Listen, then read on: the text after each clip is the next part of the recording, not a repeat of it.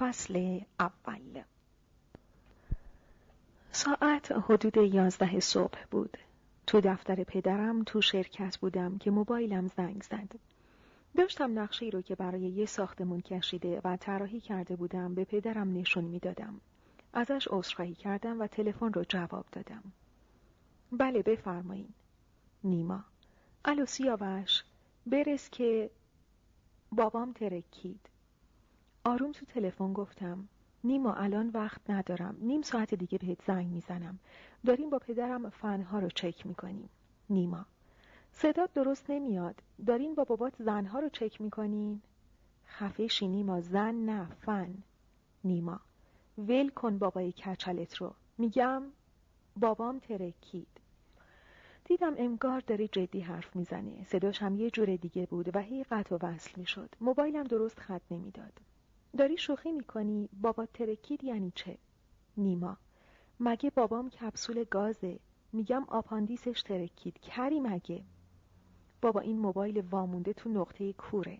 نیما: برنامه چیچیت جوره؟ بذار برم تو اون یه اتاق ببینم چی میگی. نیما: بری تو اجاق واسه چی؟ این چرت و پرتا چیه میگی؟ پدرم: چی شده سیاوش؟ کیه پای تلفن؟ نیماست، میگه آپاندیس باباش ترکیده. پدرم: آپاندیس ذکاوت ترکیده؟ الان کجاست؟ حالش چطوره؟ اینجا موبایل خط نمیده، بذارین برم اون اتاق. پدرم دنبالم اومد اون اتاق. الو نیما، نیما. داشت با آه و ناله مثلا گریه میکرد. نیما: الهی قربون اون آپاندیس پاره پورت برم بابای خوبم. الو چی شده نیما؟ درست حرف بزن ببینم بابات چی شده، صدات درست نمیرسه به من. نیما: هیچی بابا، میگم بیرون بودم، زینت خانوم از خونه زنگ زد و گفت برس که آپاندیس بابات ترکید و اورژانس بردش بیمارستان. کدوم بیمارستان؟ پدرم: بپرس حالش الان چطوره. حالش الان چطوره؟ مامانت کجاست؟ کدوم بیمارستان بردنش؟ حالش الان بیمارستان سیما ایناست. بیمارستانش هم انگار یه خورده بهتر شده. چی؟ نیما: حواسم پرته بابا، یعنی میگم حالش الان انگار یه خورده بهتر شده، بردنش بیمارستان سیما اینا. سیمای ما؟ نیما: نه خیر، سیمای جمهوری اسلامی. خب سیمای شما دیگه. بعد آروم با حالت گریه گفت: الهی قربون سیمای شما برم که چقدر نازه. چی گفتی؟ نیما: میگم الهی قربون بابام برم که چقدر نازه. زهر مار، فهمیدم چی گفتی. نیما: حالا که وقت این حرفا نیست، میگم پاشو بیا دیگه. مامانت کجاست؟ نیما: با دوست پسرای سابقش رفته تریا. خب معلومه کجاست دیگه، اونم با بابام رفته بیمارستان دیگه. خب حالا تو کجایی؟ نیما: تو ماشینم دارم میرم بیمارستان. خب من چی کار کنم الان؟ نیما: تو بپر به زهرا یه قبر بخر، فیش کفن دفن رو بگیر و یه پولی هم بده به مرده شورا که بابامو خوب بشورن و دم قبر کنه رو هم ببین که ما رسیدیم معطل نشیم. چی؟ نیما: چی و مرض؟ میگم بلند شو بیا بیمارستان، مگه خواهر دکتر اونجا نیست؟ خب چرا؟ نیما: خبرت بلند شو بیا یه پارتی بازی بکن، بابامو خوب عمل کنن و هواشو داشته باشن. حالا هی بگو چی؟ اومدم بابا، اومدم.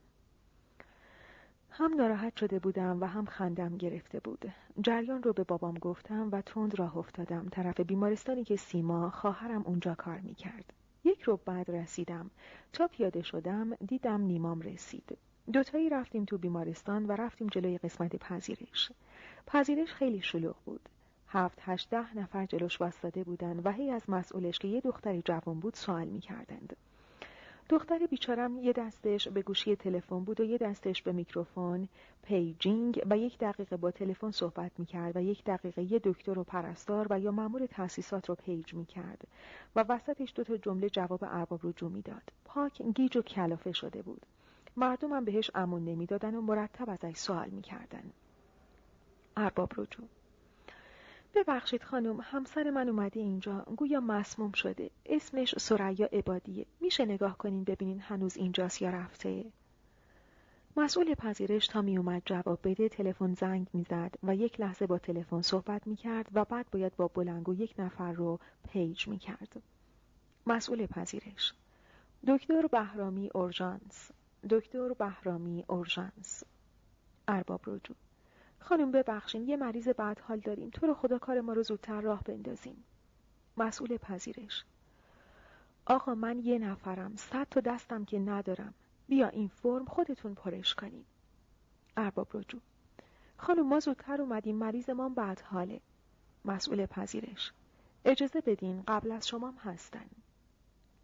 تلفن دوباره زنگ زد و مسئول جواب داد و دوباره میکروفون رو برداشت و گفت: دکتر ابراهیمی، دکتر ابراهیمی CCU. ارباب رجوع: خانم یه کاغذ به من بدین برم مریضم رو مرخص کنم آخه. مسئول پذیرش: کاغذ چی بدم من آخه؟ نیما: خانم هرچی جلو دستتونه بدین بهش دیگه. کاغذ یه خط هست، 2 خط هست، شطرنجی هست، A4 هست، کاغذ دیگه. مسئول پذیرش: بله؟ آروم زدم توی پهلوی نیما. ارباب رجوع: خانم ببخشین، مریضی به نام ترابی اینجا دارین. ارباب رجوع دیگه: چه خبره آقا؟ ناسلامتی مام آدمی ما، 3 رو به اینجا معطلیم و شما نرسیده میرین جلو. من که از هر دوتون زودتر اومدم و بیشتر سر پا واسطادم، ناسلامتی مریضم هستم. شما که پشت سر من بودین. مسئول پذیرش: شماها هرچی بیشتر شلوغ کنین دیرتر کارتون راه میفته. اصلا همینجور که هستین صف بکشین، یکی یکی که نوبتتونه بیاین جلو و سوال کنین. ولوله افتاد بین ارباب رجوع‌ها که نیما گفت: ببخشین سرکار خانم، من یه دونه ای که صف نداره. دوباره زدم تو پهلوش. مسئول پذیرش که خندشم گرفته بود گفت: شما بفرمایین تو صف. نیما: چشم، به روی دیده. من و نیمام رفتیم تو صف که خانم مسئول پذیرش به یه مرد که خیلی وقت بود یه گوشه ساکت واسطاده بود گفت: شما خیلی وقت اینجا واسطادین، من حواسم هست. اسم؟ یارو که لهجه ترکی داشت گفت: گادره.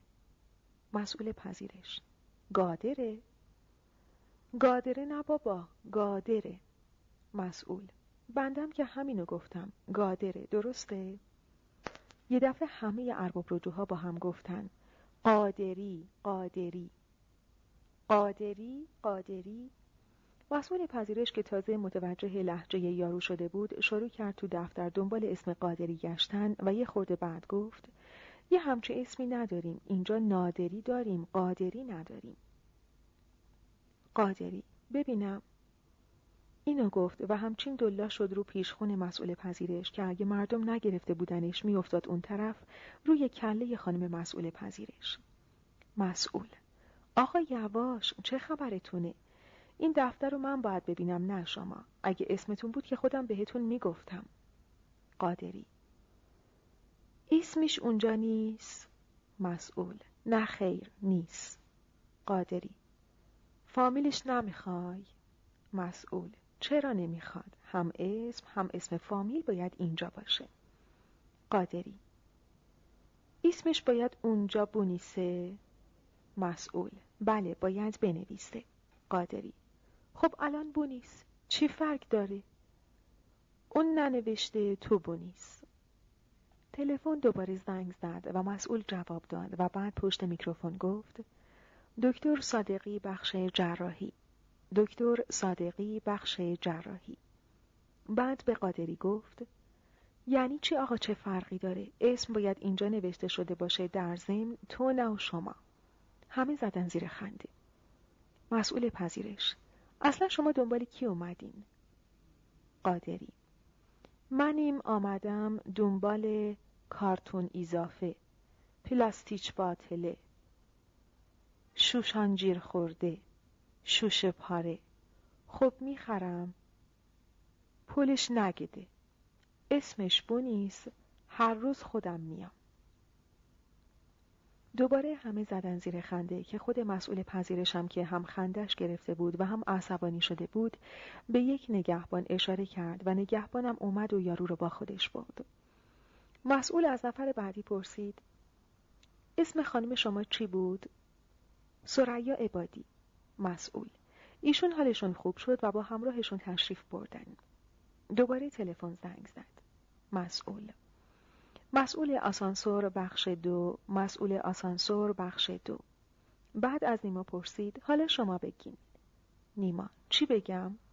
مسئول پذیرش دوباره خندید و گفت آقا سر به سر من میذارین؟ نیما: نه خدا شاهده، شما بگین تا من بگم. مسئول با خنده گفت شما امرتون رو بفرمایین. نیما: آهان، عرضم به حضورتون. تا اومد حرف بزنه تلفن زنگ زد و مسئول گوشی رو برداشت و دستش رو گرفت جلو صورت نیما که یعنی صبر کن. یه لحظه بعد گوشی رو گذاشت و نیما گفت عرضم به حضورتون. دوباره مسئول دستش رو گرفت جلو صورت نیما که یعنی بازم صبر کنه و پشت میکروفون گفت دکتر اجابتی رادیولوژی، دکتر اجابتی رادیولوژی. بعد دستش رو آورد پایین و به نیما گفت ببخشین، حالا بفرمایین. نیما: عرضم به حضور. دوباره تلفن زنگ زد و خانم مسئول پذیرش دستش رو گرفت جلو صورت نیما و گوشی تلفن رو برداشت و یه لحظه بعد گذاشت سر جاش. نیما: عرضم. دوباره خانم مسئول دستش رو گرفت جلو صورت نیما و پشت میکروفون گفت آقای اطاعتی انبارداری، آقای اطاعتی انبارداری. بعد به نیما گفت ببخشین، بفرمایین. نیما: خدا ببخشه. تا نیما گفت دوباره خانم مسئول دستش رو گرفت جلو صورت نیما و به یه پرستار که از اونجا رد میشد گفت پروانه بگو مهین بیاد دیگه، دست تنهام اینجا.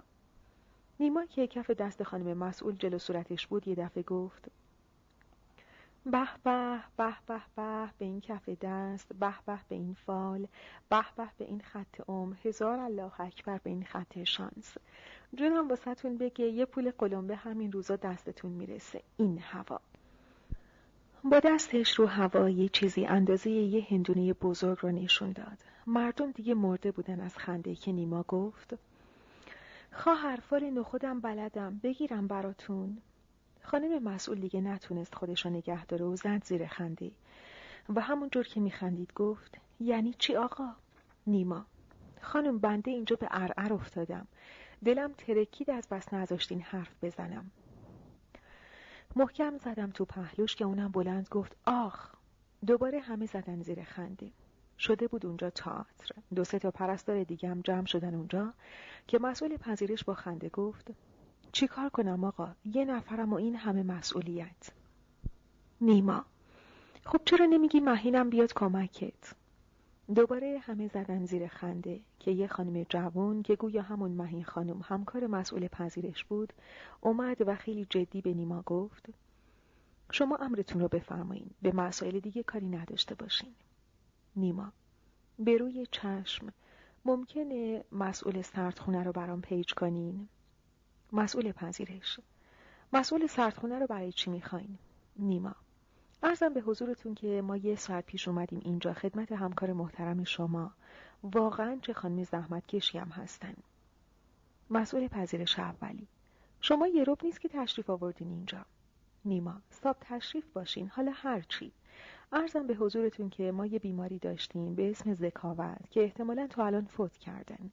میخواستم دیگه نرم بالا تو بخش و مزاحم همکارا بشم. اگه ممکنه مستقیما راهنمایی بفرمایین بنده رو سردخونه که با اون خدا بیامرز دیداری تازه کنیم و بقیه صحبت‌ها رو موکول کنیم به قیامت. دوباره همه زدن زیر خنده. جدی جدی حرف میزد طوری که منم به خنده افتادم. وقتی خنده مردم که اصلا کار خودشون یادشون رفته بود تموم شد، مسئول جدید که اسمش گویا مهین بود در حالی که سعی میکرد نخنده و خیلی جدی باشه تو دفتر رو نگاه کرد و گفت خیر، خیالتون راحت باشه، ایشون زندن و فوت نکردن. در ضمن چشم شما روشن، یه پسر کاکل زری هم مهمون دارین. نیما: چشم دلتون روشن، تو رو خدا راست میگین، خودش چطوره؟ تو رو خدا حالش خوبه؟ مسئول: بله، هم مادر و هم بچه سالم و سلامتن. نیما: حیف، من از خدا همیشه یک گیس گلابتون میخواستم. البته شکرت خدا، هرچی تو صلاح بدونی همون خوبه. مات مونده بودم و نیما و مسئول پذیرش رو نگاه میکردم که مردم شروع کردن به نیما تبریک گفتن و نیمام خیلی جدی از همه تشکر میکرد. یکی از پرستارهایی که جمع شده بودن اونجا به نیما گفت شیرینی ما یادتون نره. نیما: به چشم، به دیده منت، فقط لطف بفرمایین بگین وضع هم طبیعی بوده یا کار به سزارین جراحی کشیده. محکم زدم تو پهلوش که همون مهی خانم گفت خیر، زایمان طبیعی بوده. نیما: الهی 100,000 مرتبه به درگاهت شکر. بعد به همون مهی خانم گفت میدونین یه خورده سن و سالش بالا بود، این که کمی واسش دلنگرون بودیم. مسئول پذیرش: نه الحمدلله که به خیر گذشته. نیما: از اینجا برم یه گوسفند قربونی میکنم. بعد خیلی آروم به مسئول پذیرش گفت ببخشین، شما نمیخواین این پدیده مهم رو از طریق ماهواره به جهانیان اعلام کنین؟ اومدم نذارم یه چیز دیگه بگه که همون مسئول پذیرش با تعجب گفت بله؟ نیما: بفرستین رو ماهواره یا اینترنت خبر رو دیگه. مسئول: چه خبری رو؟ نیما: همین که یه مرد گنده در سن 57 سالگی یه پسر کاکلزری به دنیا آورده، اونم در یک زایمان طبیعی بدون احتیاج به سزارین. خیلی حرفه به خدا، دانشمنده و دکترای خارجی تشنه اینجور خبران. تا اینو نیما گفت دوباره مردم زدن زیر خنده. نیما که اصلا نمیخندید. یک لحظه بعد همه ساکت شدن. مونده بودن جریان چیه که مسئول پذیرش یه نگاهی تو دفتر کرد و در حالی که خودش هم میخندید گفت یعنی چی آقا؟ شوخیتون گرفته؟ ایشون خانم زهره ذکاوتن، یعنی چیزی که اینجا نوشته شده؟ نیما: بابام خودشو اینجا زهره معرفی کرده. دوباره همه زدن زیر خنده. یه مریض با لباس بیمارستان که یک چوب زیر بغلم داشت از بس خندید، چوب از زیر بغلش در رفت و قش کرد رو زمین. نیما یه نگاهی بهش کرد و گفت برادر من، جای خندیدن بلند شو، چوبتو بزن زیر بغلت و هر چه زودتر از اینجا فرار کن که یه دفعه میبینی فردا اعلام کردن شما هم یه سقط جنین داشتی یا. دوباره همه خندیدن و مسئول پذیرش با خنده گفت آقا خواهش میکنم سر و صدا راه نندازین. نیما رو زدم کنار و تا خواستم خودم با مسئول پذیرش حرف بزنم دوباره نیما گفت خانم معذرت میخوام، حالا که دیگه بابام چه بخوام و چه نخوام به سلامتی فارغ شده، حداقل دستور بفرمایین این نوزاد شاه پسر رو همین الان ختمش کنن که وقتی بردیمش با زاو خونه تا چند وقتی بیرون نیاریمش که هوا آلوده است و بچه بریز میشه میفته سرمون. اگه یکی همین موقع وارد بیمارستان میشد فکر میکرد اومده سینما و دارن یه فیلم کمدی نشون میدن و همه جمع شدن و دارن میخندن. دیگه مسئول پذیرش هم جلوی خودش رو ول کرده بود و قاه قاه میخندید. اما این نیمای کور شده اصلا انگار نه انگار که این حرفا رو زده، لبخند رو لبش نمی اومد.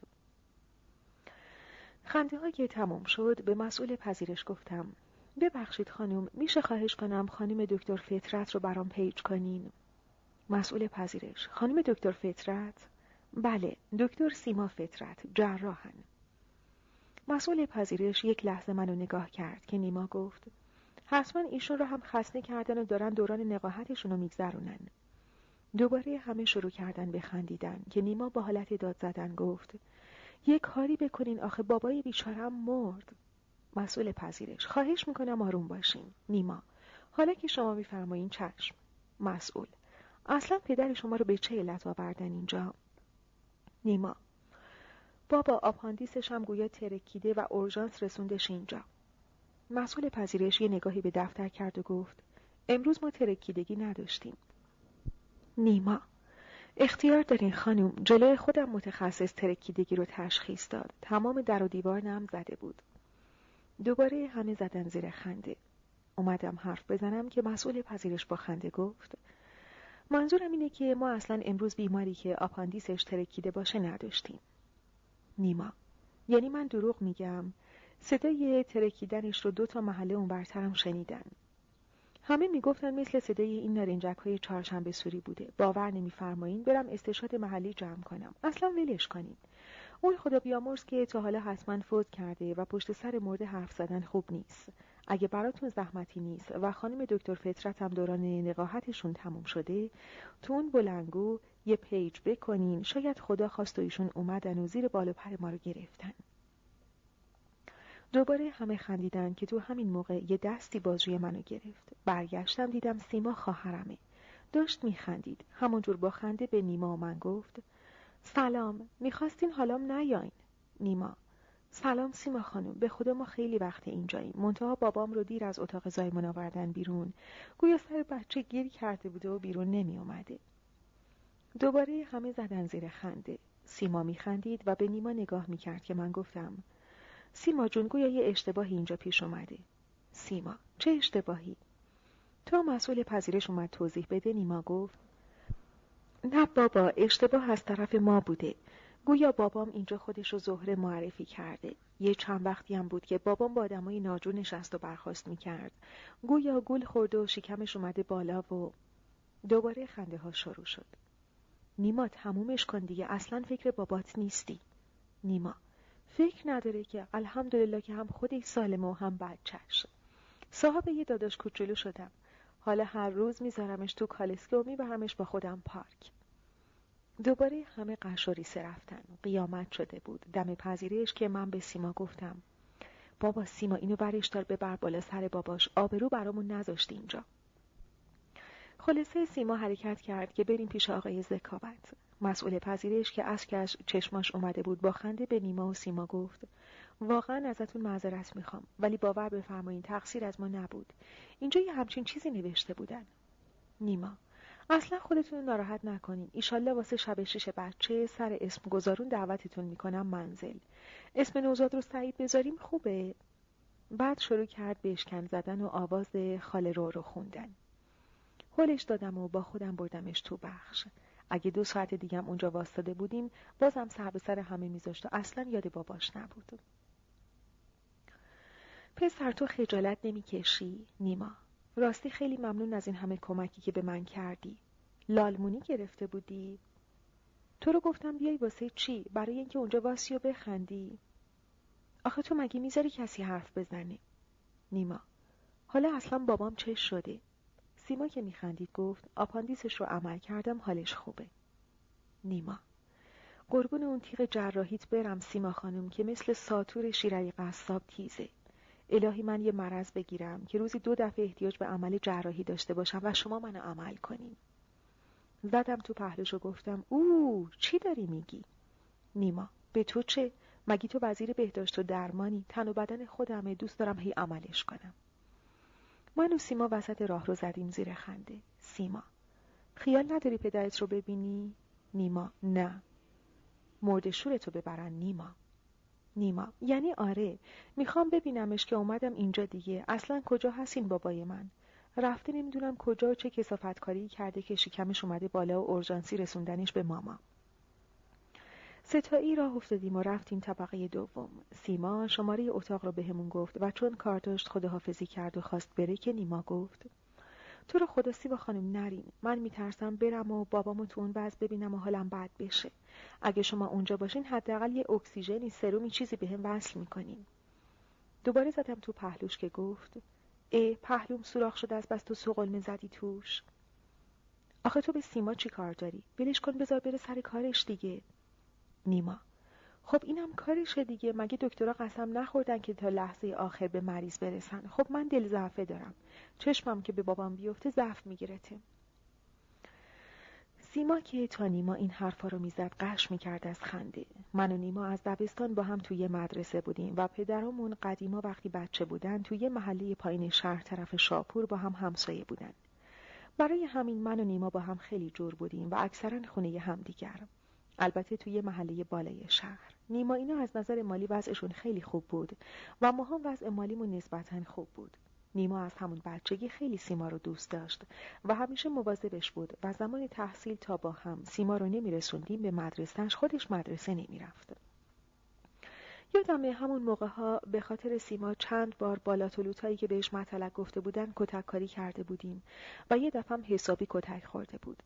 البته این جریان مال 10-15 سال پیش بود. خلاصه به زور دستش رو کشیدم و بردمش طرف اتاقی که باباش توش خوابیده بود. وقتی رسیدیم بالا سر باباش، بعد از سلام علیک مامانش شروع کرد باهاش دعوا کردن که چرا اینقدر دیر اومده بیمارستان، که نیمام چند تا دروغ گفت و قضیه تموم شد. نیم ساعتی اونجا موندیم و بعد خداحافظی کردیم و برگشتیم بریم خونه. تا رسیدیم تو سالن پایین، نیما راه افتاد طرف قسمت پذیرش. کجا میری؟ نیما: میرم از مهینینا خداحافظی کنم. واقعا که نیما، سیما حق داره که زن تو نشه. میرم بهش میگم که تو چقدر هیزی. نیما: باشه نمیرم خداحافظی کنم، تو هم به سیما چیزی نگو. باشه؟ باشه، اما اخلاق تو عوض کن، یه خورده سر به زیر باش. نیما: باشه، قول میدم. پس فطرت، بیا بریم دیگه. زهر مار، 100 بار بهت گفتم کلمه پس رو قبل از اسم فامیلی من نیار. همیشه وقتی میخواست سر به سر من بذاره 2 کلمه پس و فطرت رو پشت سر هم میگفت. نیما: سیاوش جون، من یه چیزی نگفتم، میگم بیا بریم. داشتیم با هم میخندیدیم که یک مرتبه یک دختر خیلی قشنگ حدود 25-6 ساله با ناراحتی و اضطراب اومد طرف نیما و تا رسید با نگرانی و استرس زیاد گفت: سلام آقای ذکاوت، ببخشید شما منو نمیشناسید. من تازه از خارج برگشتم ایران. من یلدا هستم. تا اینو گفت نیما شروع کرد: قربون قدمت یلدا جون، چه خوب کردی برگشتی ایران. به خدا جات تو مملکت خیلی خیلی خالی بود. از اون سالی که تو ایران با هم بودیم و تو رفتی خارج دیگه ازت بیخبر بودم. میخواست سر به سر دختره بذاره که انگار دختره فهمید و گفت: انگار منو نشناختین. نیما: کورشم اگه شما رو نشناخته باشم. مگه شما یلدا خانم نیستین که تازه از خارج برگشتین؟ محکم زدم تو پهلوش که یلدا گفت: من دختر آقای پرهام هستم، همسایه و دوست پدرتون. نیما: خدا مرگم بده. اون بابام رو که به من نگفته بود شما از خارج برگشتین. حال شما چطوره؟ بابا چطورن؟ مامان چطورن؟ خارج چطور بود؟ ایرانیای خارج چطورن؟ بابا کجایین شما آخه؟ دل ما پوسید تو این 4 دیواری. هیچ فکر نمی کنین که دل ما براتون تنگ میشه؟ یلدا مات نیما رو نگاه میکرد که من دوباره زدم تو پهلوش. یلدا: یه اتفاق بد برای من افتاده. زدم به یه خانم پیر. نیما: خیلی کار خوبی کردین، دستتون درد. تازه فهمید که یلدا چی گفته. با تعجب گفت: چی کار کردین؟ با ماشین زدین بهش؟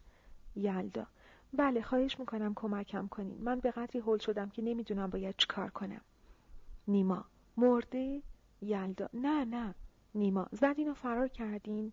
یلدا: نه به خدا. نیما: داشتین فرار میکردین گرفتنتون؟